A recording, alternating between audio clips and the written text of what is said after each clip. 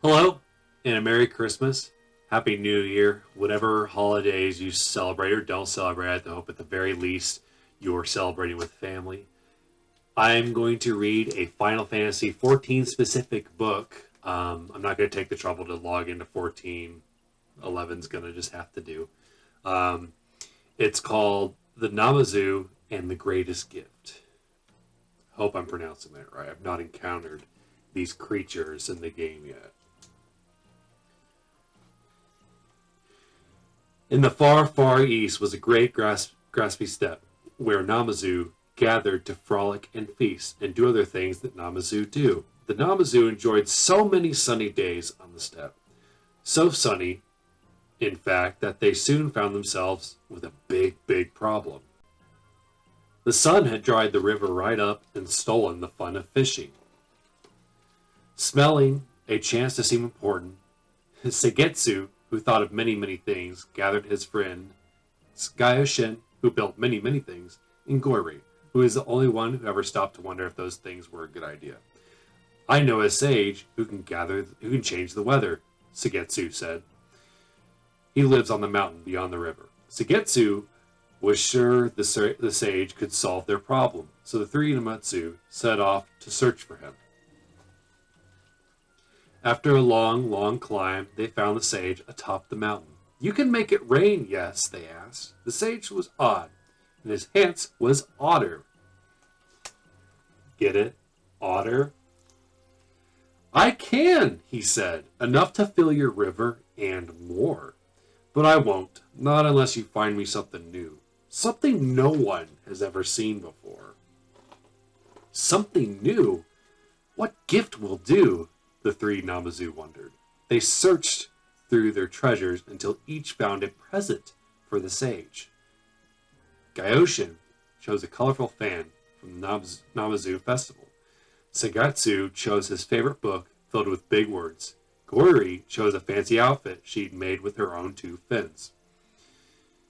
These were all very good gifts, but the sage would not accept them. You've seen these before. They are not new, he said, and turned them away. Discouraged, Segetsu and Goiri returned to the steppe. If the sage did not want their most treasured treasures, then it was clear nothing would make him happy. Goshin was not so sure. He stayed behind on the mountain, watching the sage from the shadows. Goshin could find something suitable, a gift to make the sage smile. If only he'd understood the odd otter a little bit better. Even though the sage lived all alone atop the mountain, he had everything he needed to survive. When he was hungry, he called the wind to pick up fish from the streams and bring them to his table. When he was hot, he called the clouds to cover the sun so he could relax in the shade. Goshin was a little bit jealous. Actually, yes. Goshin watched for 7 days and 7 nights. He was starting to think the sage had no problems of any kind. I'm so bored, the sage said for the 7th time that day. What a surprise. How strange. Even with his amazing powers, the sage wasn't having any fun. Not at all.